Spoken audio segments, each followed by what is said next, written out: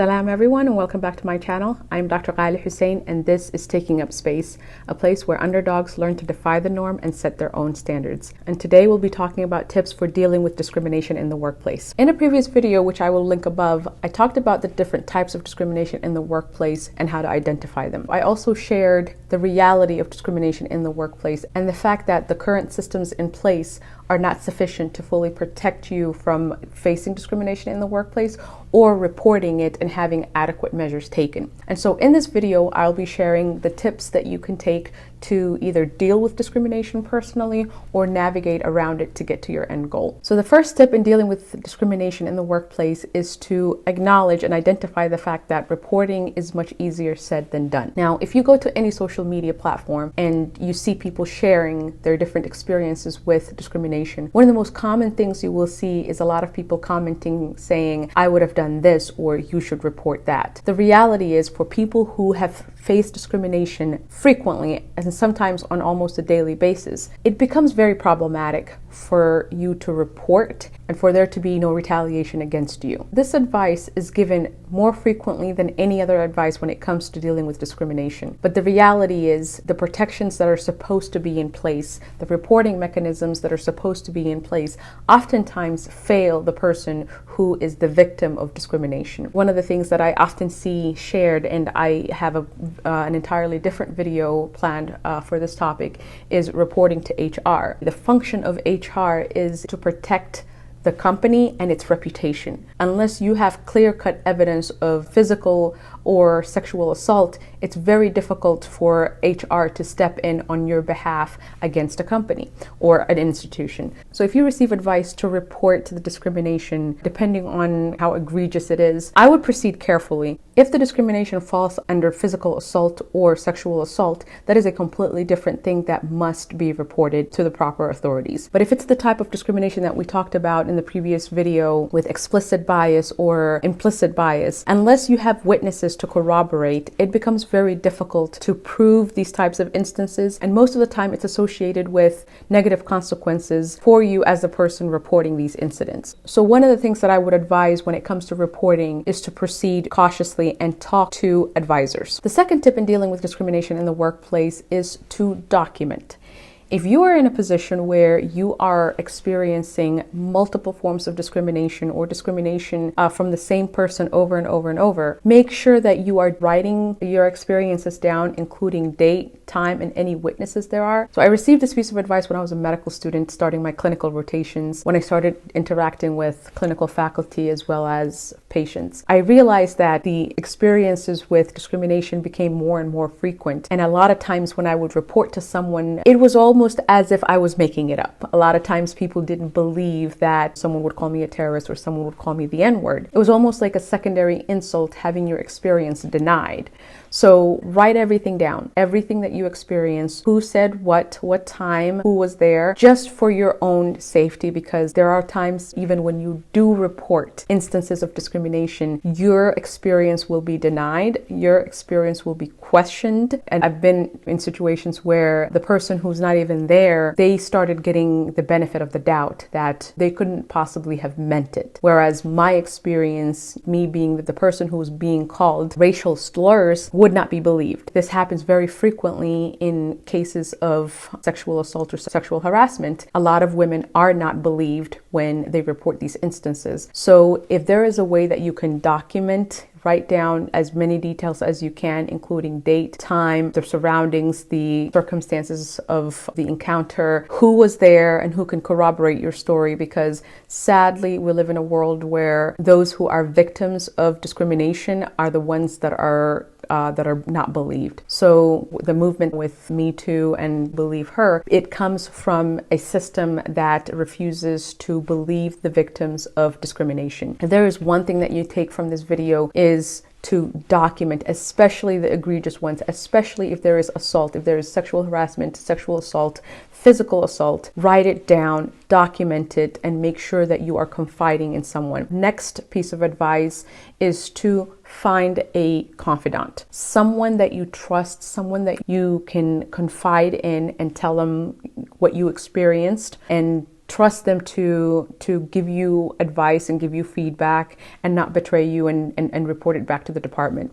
So who is this person? It could be someone within your field. It could be someone outside of your field. It could be someone in the hospital. It could be someone in your family or friends. I relied a lot on my family, my husband, my siblings, my parents. These are the people that when I experienced something, extremely egregious, they're the ones that I shared everything with. They're the ones that I unloaded all my emotional angst and frustration with. And even though they were not familiar with the situation, even though they didn't know exactly what to do or how to navigate, just having someone to listen to you and to hear you out. A lot of times it was just me thinking out loud and processing the experience. The emotional aspect of dealing with discrimination is extremely, extremely important. I can't stress it enough. I will be making a video on just the emotional aspect of dealing with discrimination because I think that is one of the most important topics that we need to talk about that we hardly ever do. But having a confidant, especially if they're in the medical field or if they're in whatever field you're in, sometimes if it is a coworker that you trust, they can be the ones to corroborate your story. So I highly, highly recommend you find someone that you are able to share this stuff with, because as we talked about previously, carrying all these experiences can be damaging and can lead to chronic stress and the many physical and mental health problems that are associated with it. So it's extremely important that you have someone that you can talk to in either your field or your family. So the next step in dealing with discrimination is to find a way to deal with and cope with the emotional impact of discrimination.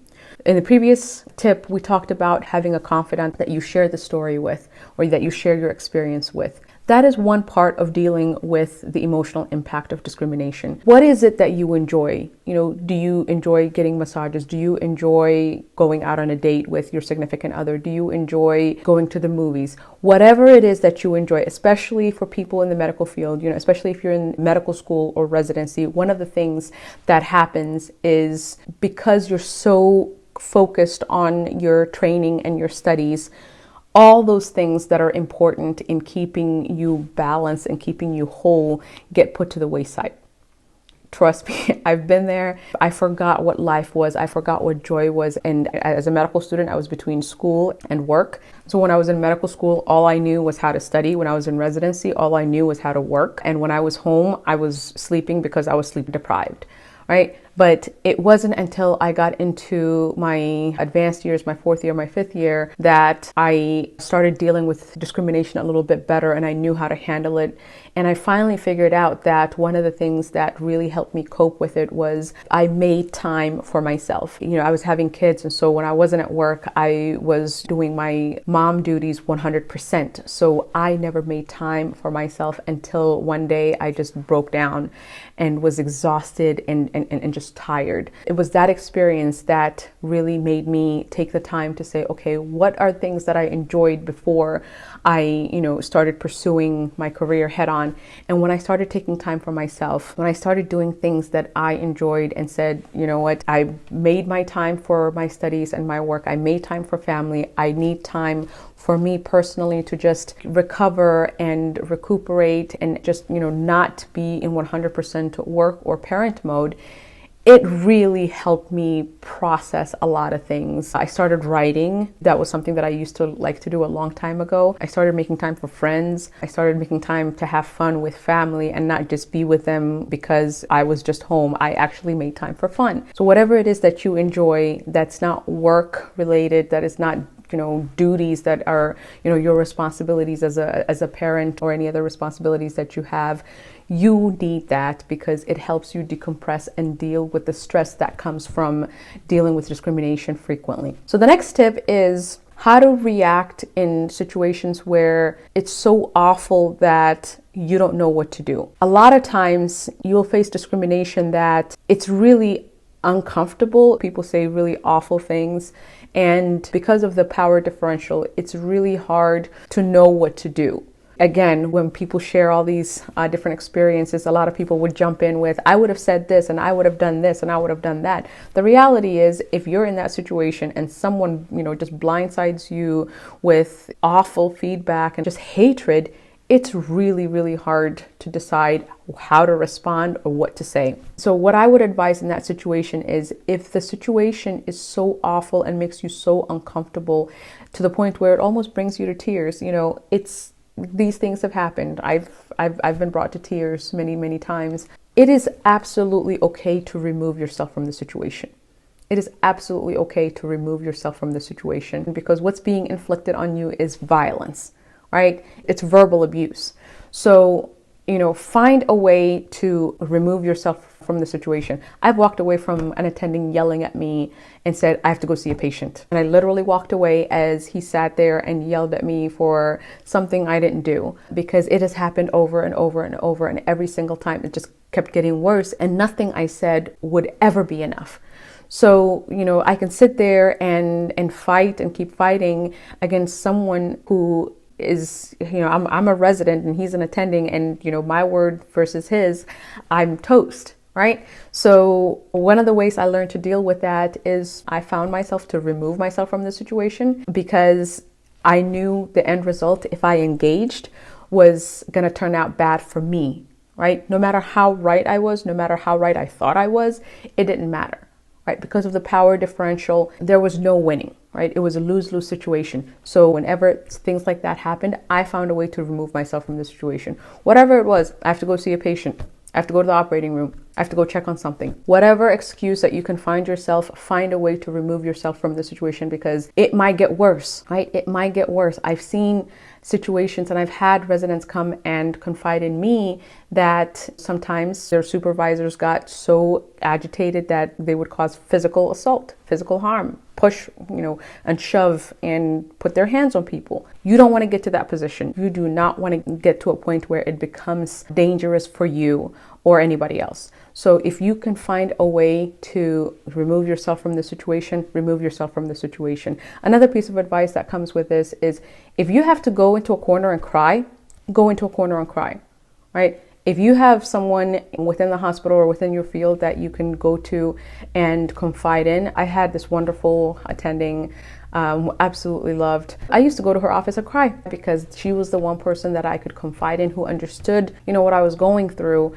And, regardless of what the situation was, I went in there and offloaded on her and cried, and she handed me a Kleenex and she said, okay, you're good. And we talked and I went back to work. It is absolutely okay. It is absolutely okay, because the system is not designed for any of us. And so we are trying to maneuver, and whatever you have to do to deal with it without holding all this in, do it. There's a mantra in surgery that says there's no crying in surgery. That's not true. If you have to cry in any field, regardless of what specialty you're in, if you have to cry, if you have to unload, if you have to deal with the emotional impact of discrimination, it is absolutely okay to do that. And make sure that you have someone to talk to. The next tip in dealing with discrimination is to know what your line is ahead of time. I talked about what rights employees have in the previous video. So knowing your rights is very important in helping you draw where your line is. There are a lot of types of discrimination that I've dealt with, but my line was based on my values. The fact that I wanted to wear a hijab, it was non-negotiable. And regardless of how the system was not equipped to accommodate the hijab, every time I was asked to take it off, I knew my rights. Right? I knew, freedom of religion. I could practice my religion however I wanted, and the hijab was part of my rights. And so I could speak to that and say, you know what, this is not something that is negotiable. So I would always ask for a policy to say, where's the policy that says I'm not allowed to? Because nobody will put in writing that they can violate your rights.